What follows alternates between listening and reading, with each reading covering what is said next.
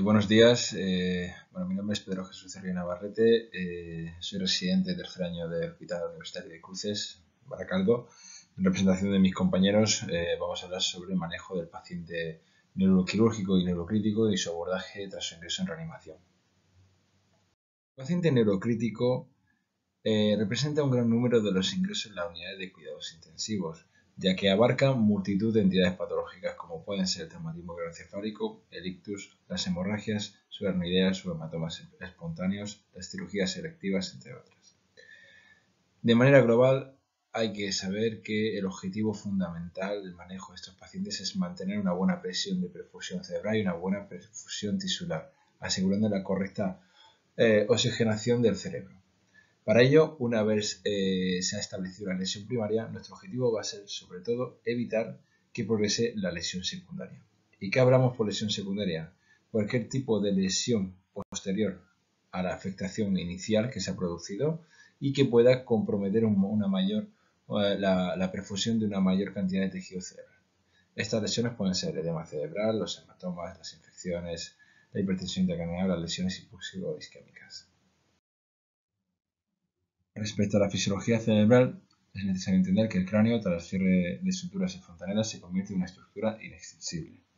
Según la teoría de Monroe-Kelly, dentro de esta estructura inextensible comparten el volumen intracraneal tres elementos: el parénquima cerebral, que representa el 7% del volumen intracraneal, la sangre y el líquido cefalorraquídeo, que representan el 10% respectivamente. Cuando existe un aumento del volumen a nivel intracraneal de algunos de estos tres componentes, existe una serie de mecanismos de respuesta compensatoria por parte del sistema nervioso central. En primer lugar, un aumento de volumen intracraneal va a provocar un desplazamiento de líquido cefalorraquídeo hacia las cisternas lumbares, seguidamente posterior de una disminución del flujo sanguíneo cerebral si esta situación no se revierte.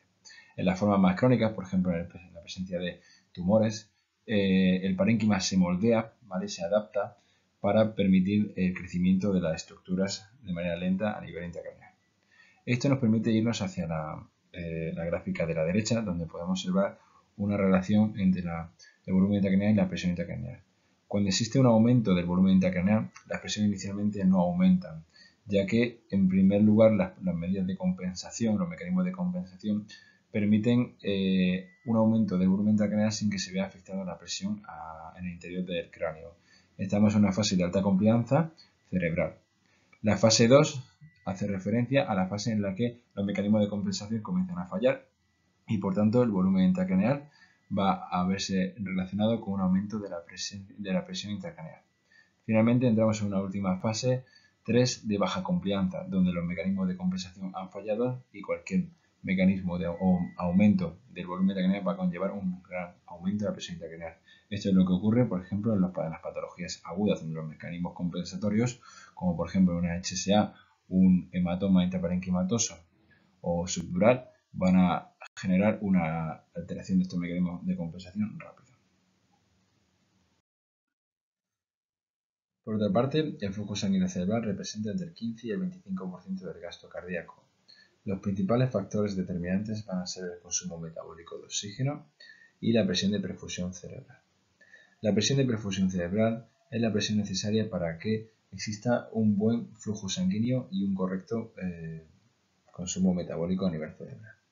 Es el resultado de la diferencia entre la presión arterial media y la presión intracraneal, y en adultos se suele encontrar en niveles entre 60 y 70 milímetros de mercurio.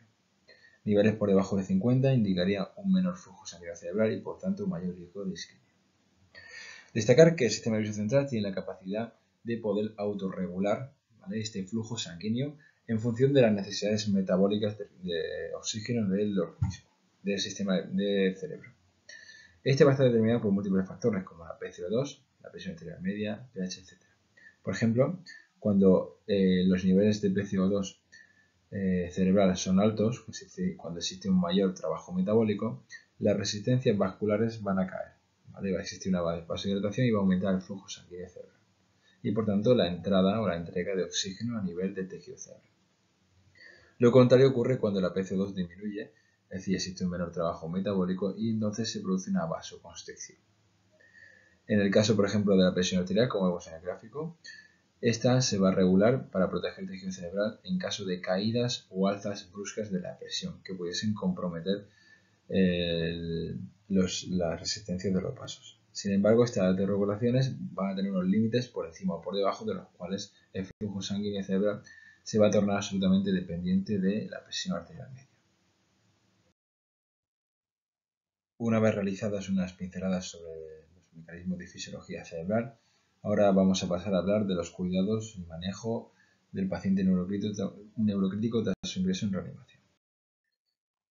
Es fundamental en todo paciente neurocrítico establecer una correcta y minuciosa monitorización clínica de los pacientes. Por un lado, la monitorización de las constantes vitales como la saturación arterial de oxígeno, la tensión arterial de tipo invasiva, ya que no va a permitir conocer la presión arterial media en todo momento y así poder calcular la presión de perfusión cerebral. Destacar que periodos cortos de hipotensión van a poder comprometer y mucho la perfusión y oxigenación cerebral en tejidos dañados.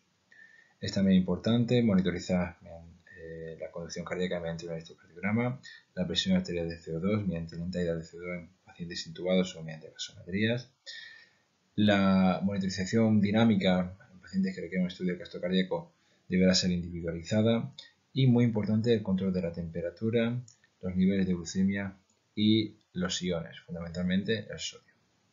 Respecto a la exploración neurológica, nos basaremos fundamentalmente en el estudio de las pupilas, tanto su simetría como su reactividad, y en escalas de evaluación neurológica como la escala Glasgow y la escala Ford. Cualquier cambio a nivel de conciencia o focalidad neurológica deberá ser valorada mediante esta exploración para así determinar si requiere de pruebas de imagen o realización de tipo de técnicas de monitorización. El electroencefalograma se va a reservar en los pacientes con alteración del nivel de conciencia no explicable por otras causas.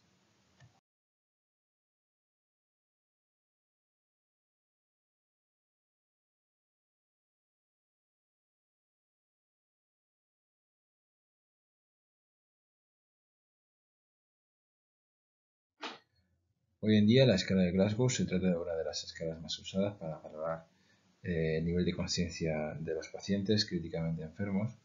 Sin embargo, hay que destacar que se trata de una escala con bastantes limitaciones, ya que, por ejemplo, no se consideran el estudio de los reflejos en estos pacientes y en aquellos que se encuentran intubados, la respuesta verbal no se puede examinar, lo que hace la valoración de los pacientes comatosos bastante difícil.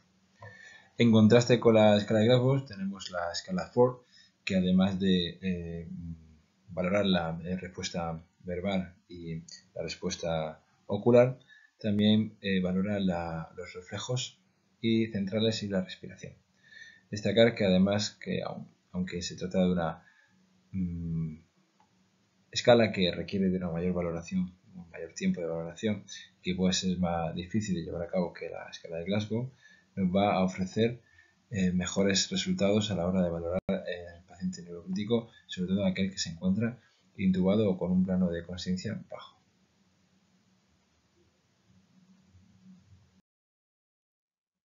Respecto a la monitorización mediante pruebas de imagen, debemos destacar la tomografía computerizada, que se puede llevar a cabo de control en los casos de patología intracranial aguda para valorar la evolución de la entidad patológica. No sería necesario realizarlo de rutina en todos los pacientes, ya que en la mayor parte de los casos no va a cambiar ni el pronóstico ni el manejo de la patología. Sí estaría indicado en caso de cambios clínicos abruptos y o mantenidos para poder detectar complicaciones que puedan ser tratables. Respecto a la resonancia, destacar que es superior al TAC para detectar isquemia de forma precoz. Y con respecto al angioTAC multicorte, este está indicado tras embolización de aneurismas cerebrales o en caso de sospecha de vasoespasmo. Destacar que todas estas pruebas requieren de un traslado del paciente y por tanto es importante que previamente esté estabilizado hemodinámicamente y respiratoriamente antes de poder mover al paciente. Respecto a la ecografía, uno de los beneficios principales es que se lleva a cabo a pie de cama y por tanto no necesita traslado, no existe radiación y es coste efectiva. Su gran limitación es la dependencia del operador. Entre las diferentes pruebas que vamos a llevar a un paciente neurocrítico destacan el ecodoppler transcraneal para detección y prevención de vasoespasmo, estenosis u oclusión arterial, la ecocardiografía que se puede llevar a cabo para detectar posibles complicaciones asociadas a la lesión neurológica a nivel cardíaco y la ecografía pulmonar para descartar la presencia de posible edema pulmonar. Por último, la monitorización multimodal se va a reservar para aquellos pacientes con un nivel de consistencia disminuido, como aquellos que presentan un riesgo por debajo de 8 o que requieren ventilación mecánica. El objetivo de este tipo de monitorización es identificar alteraciones neurológicas de un modo precoz y a pie de cama e individualizar el tratamiento en este tipo de pacientes para evaluar posteriormente su respuesta.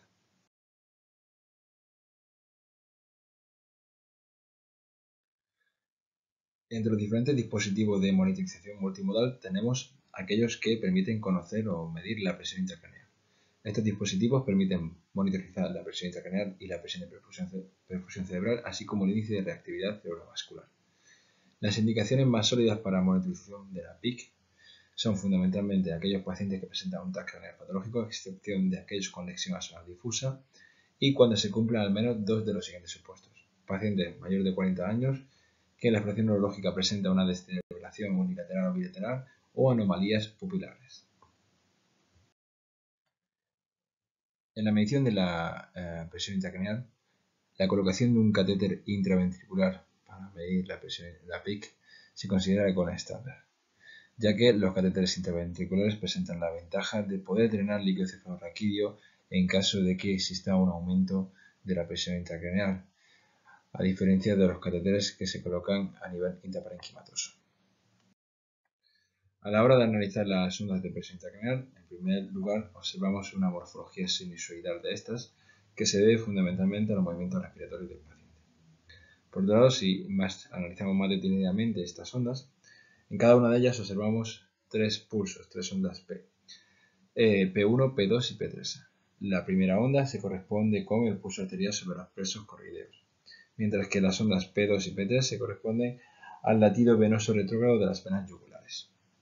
En condiciones normales, cuando la presión intracraneal está por debajo de 15, la onda P1 es superior a P2 y P3, mientras que en las condiciones patológicas vamos a observar un ascenso de la onda P2 y P3. Para hablar de una presión intracraneal elevada, no podemos hablar de momentos puntuales, sino que estas deben de ser mantenidas. Estas presiones deben estar mantenidas. Destacar que existen dos patrones patológicos de presión intracraneal. Las ondas A plató, cuando las presiones alteradas están mantenidas durante más de 15-20 minutos y son de gran amplitud, y las ondas B, que son ondas de PIC mantenidas entre 1 y 2 minutos de amplitud media de 20 a 50 minutos de mercurio.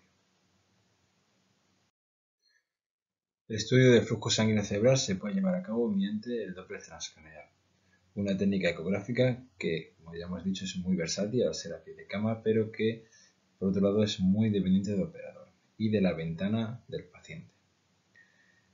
Mediante el Doppler transcraneal se pueden calcular las ondas velocidad-tiempo que permite, comparando vasos intra y extracraneales, estudiando así las ondas de velocidad sistólica, diastólica y media para poder conocer el grado de flujo sanguíneo y si existe riesgo de vasoespasmo o no en este tipo de pacientes.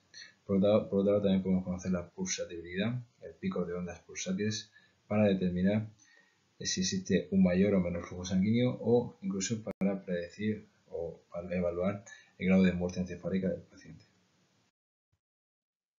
Por último, vamos a hablar del estudio de parámetros hemometabólicos, que son aquellos que estudian o que permiten conocer la relación o acoplamiento que existe entre el aporte de oxígeno y el consumo de oxígeno a nivel cerebral. Es decir, la relación que existe entre el flujo sanguíneo cerebral y el consumo metabólico de oxígeno a nivel cerebral. Entre los diferentes sistemas de monitorización de parámetros metabólicos tenemos, por ejemplo, la PETIO2. Es un sistema que permite monitorizar de manera regional la oxigenación cerebral mediante la implantación de un catéter en la sustancia blanca. Este catéter tiene que estar ubicado a nivel de tejido no lesionado o en área de penumbra, ¿vale? Ya que en el caso de que se coloque en áreas de tejido ya isquémico nos va a dar valores por debajo de lo normal. Niveles normales de 25 y 35 milímetros de mercurio. Por debajo de 25 milímetros de mercurio habría que evaluar la posible causa de hipoxia cerebral. La saturación del golfo yugular permite conocer la saturación venosa yugular de oxígeno y, por tanto, evaluar el estado de oxigenación a nivel global del encéfalo. Se realiza mediante la colocación de un catéter a nivel de la vena yugular interna en el golfo, en el lado dominante. Sus valores normales se encuentran entre 55 y 75 milímetros de mercurio. Valores por debajo indican que existe una un menor aporte de oxígeno a nivel cerebral y por tanto un mayor riesgo de isquemia. Destacar que es importante, que es frecuente que tengamos que recalibrarlo y que existe un alto riesgo de contaminación de sus niveles debido a que se pueda mover el catéter y nos pueda aportar información de retorno venoso extracraneal. El NIRS es un sistema de monitorización no invasivo de la saturación a nivel regional. Mediante la colocación de unos parches a nivel de la zona frontal y parietal permite conocer el nivel de oxigenación del tejido que está irrigado por la arteria cerebral media y la arteria cerebral anterior. El problema es que se trata de un sistema cuyos valores varían a grandes rasgos, por lo que se puede considerar un monitor de tendencias. Sus valores normales se encuentran entre 60 y 75%. Respecto a la fluidoterapia en el paciente neurocrítico, se recomienda una fluidoterapia guiada por objetivos, mediante el estudio de parámetros dinámicos que permitan conocer el estado hemodinámico del paciente. Con respecto a la divergencia cristaloides-coloides, se recomienda en el paciente neurocrítico el uso de cristaloides por encima de los coloides debido a que no se han visto diferencias significativas en la mortalidad. Respecto al cristaloide de elección, el suero salino fisiológico ha demostrado ser el cristaloide de elección ya que genera menos edema cerebral, aunque sí es verdad que se recomienda usar plasmalitis en los casos que se tengan que administrar volúmenes elevados de cristaloides, por encima de los 2 litros. Se recomienda evitar los sueros hipotónicos, como por ejemplo el rigelactato, ya que aumenta el edema y la presión intracraneal, y así como evitar los sueros glucosados, salvo en casos que sean de pacientes diabéticos o con hipoglucemia. Los sueros hipertónicos están indicados en el tratamiento del edema o de la hipertensión intracraneal, con una osmolaridad de objetivo de entre 290 y 320 mSv/kg. Entre las alteraciones hidroelectrolíticas que nos vamos a encontrar en un paciente neurocrítico, hay que destacar que las alteraciones del sodio son las más frecuentes y dentro de estas la hiponatremia es la patología más frecuente asociada. Dentro de las patologías que generan hiponatremia más frecuentemente en estos pacientes destacamos dos: el síndrome de Pierre-Dessalles y la secreción inadecuada de ADH. Destacar que el diagnóstico diferencial entre ambas patologías puede llegar a ser bastante complicado. Sin embargo, el elemento que más sensibilidad aporta para el diagnóstico es el estado de volumen del paciente. Podemos observar que en el síndrome de Pierre-Dessalles el volumen plasmático de estos pacientes suele estar más bajo que en el paciente con CDH, que puede ser normal e incluso elevado. Otras diferencias que podemos encontrar en estos pacientes son el balance hídrico y sódico, que está más bajo, está disminuido en el paciente con síndrome de Pierre-Dessalles con respecto al CDH, y la natriuresis, que aunque existen ambas patologías, en el síndrome de Pierre-Dessalles puede estar mucho más aumentado.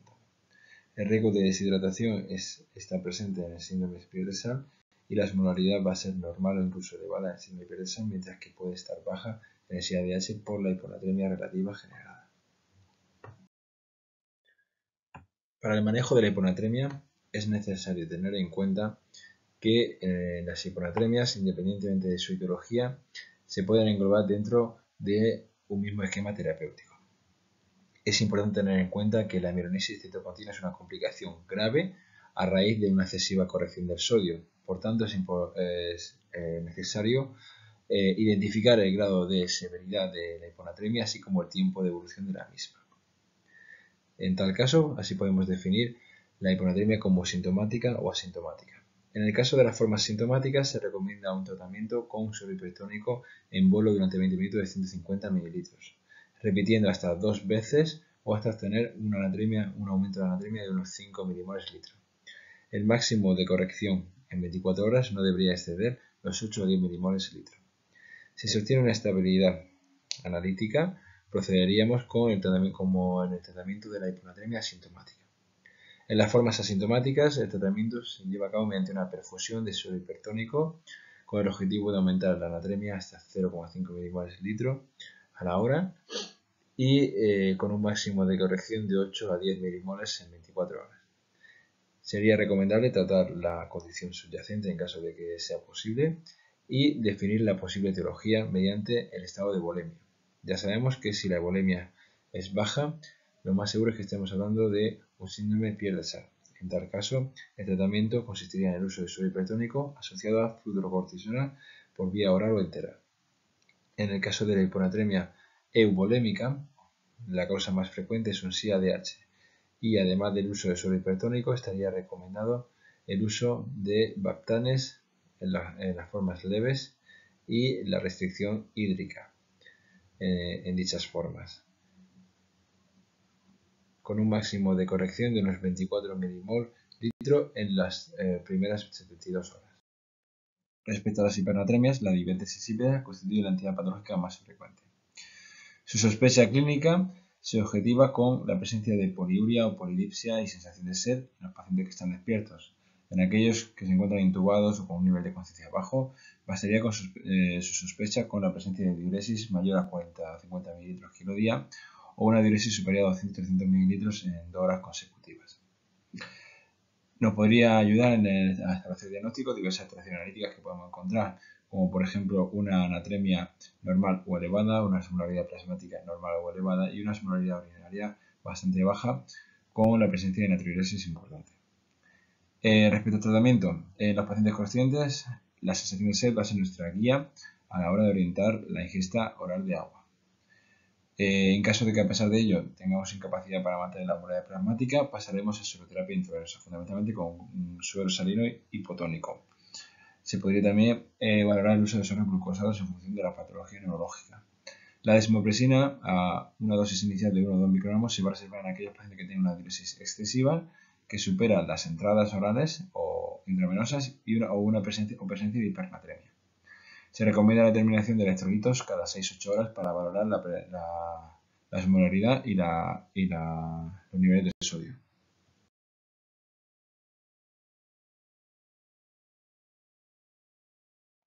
Respecto a la pseudoanalgesia en el paciente neurocrítico, hoy en día la sedación profunda ha demostrado aumentar los días de ventilación mecánica, delirio y mortalidad en pacientes ingresados en UCI. Actualmente las guías, por tanto, recomiendan una sedación ligera, priorizando la analgesia y evitando fármacos benzodiazepínicos o de vida media larga.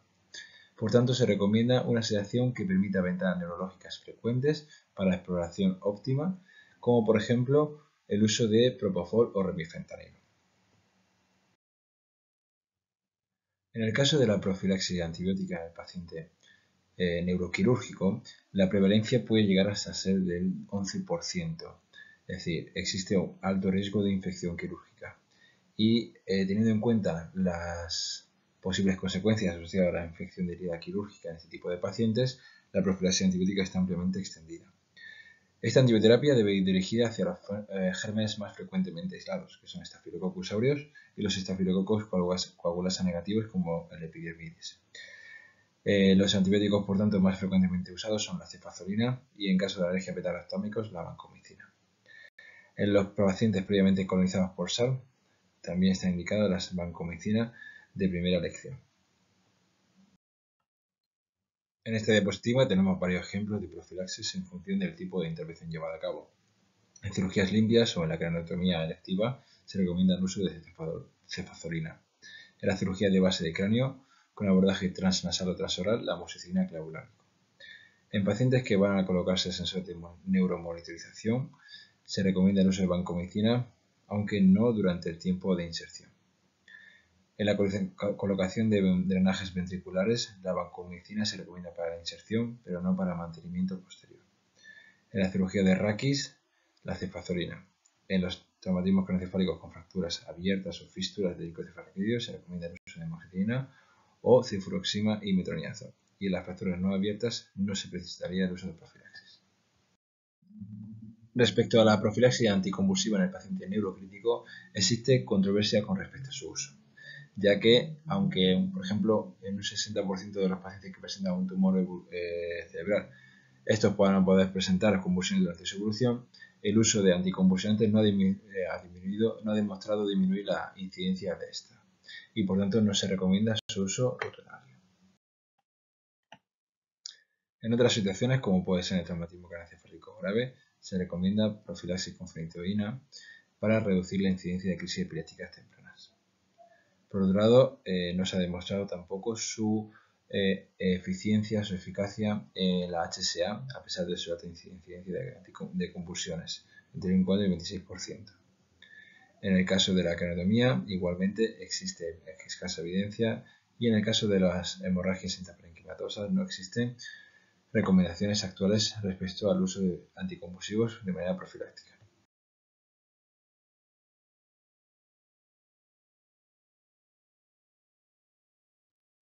Para terminar nuestras diapositivas, vamos a dar unas pequeñas pinceladas sobre el manejo de la hipertensión intracraneal. Como ya hemos dicho previamente, el objetivo fundamental va a ser mantener una presión de perfusión cerebral óptima, que en este caso será superior a 60-70 mm de mercurio, intentando mantener una presión intracraneal por debajo de 20. Para ello, vamos a disponer de una serie de medidas terapéuticas que se van a englobar en diferentes escalones que vamos a ir usando o subiendo en función del manejo, de la posibilidad de manejo de la presión intracraneal. Entre las medidas de primer nivel tenemos medidas generales para disminuir la presión intracraneal. Entre ellas destacamos una correcta pseudoanalgesia para disminuir el estímulo sobre el sistema nervioso central, la intubación y el uso de ventilación mecánica con el objetivo de alcanzar una normoxemia y una normocapnia, un control hemodinámico exhaustivo para mantener las presiones de perfusión cerebral en rango evitando una hipertensión arterial, la normotermia mediante el uso de antipiréticos y medidas físicas en caso de que sea necesario, mantener niveles de glucemia en rango entre 100 y 180 miligramos de decilitro, usar profilaxis anticonvulsiva secundaria en caso de crisis previas, el uso de corticoides en caso de edema vasogénico, por ejemplo, en los casos de tumores, abscesos, etc. Y una optimización del drenaje venoso mediante una elevación del cabecero por encima de 30 grados, evitar la compresión de las venas yugulares a la hora, por ejemplo, de sujetar el tubo endotraqueal, evitar PIPs demasiado elevadas y evitando maniobras de reclutamiento agresivas. Dentro de las medidas de segundo nivel tenemos la resección de lesiones intracraneales en caso de que exista una indicación quirúrgica evidente, el drenaje de líquido cefalorraquídeo a través de un catéter de PICC intraventricular, la terapia osmolar mediante suero hipertónico o mannitol. El uso de suero hipertónico requiere de vigilar los niveles de sodio con un objetivo máximo de 155-160 miliequivalentes y una osmolaridad máxima de 320. Y por último, la hiperventilación, aunque esta última debe estar limitada en el tiempo, ya que niveles bajos de PCO2 podrían inducir a una vasoconstricción y aumentar el riesgo de isquemia en el encéfalo. Cuando, a pesar del uso de medidas de primer y segundo nivel, los niveles de presión intracraneal sigan descontrolados, ¿vale?, deberemos pasar al tercer escalón terapéutico, que consiste en medidas más agresivas, como pueden ser la cranectomía descompresiva, la hipotermia inducida mediante mantas de frío hasta 33-34 grados o la supresión metabólica mediante el uso de un coma barbitúrico, mediante fármacos como puede ser el tiopental. Bueno, esto es todo. Espero que les haya sido interesante nuestra aportación y bueno, agradecer a mis compañeros Nara Casa, Iñaki Santamarina, Rubén Zugaza y Gorka Díaz por los numerosos artículos y la ayuda aportada en la realización de esta presentación.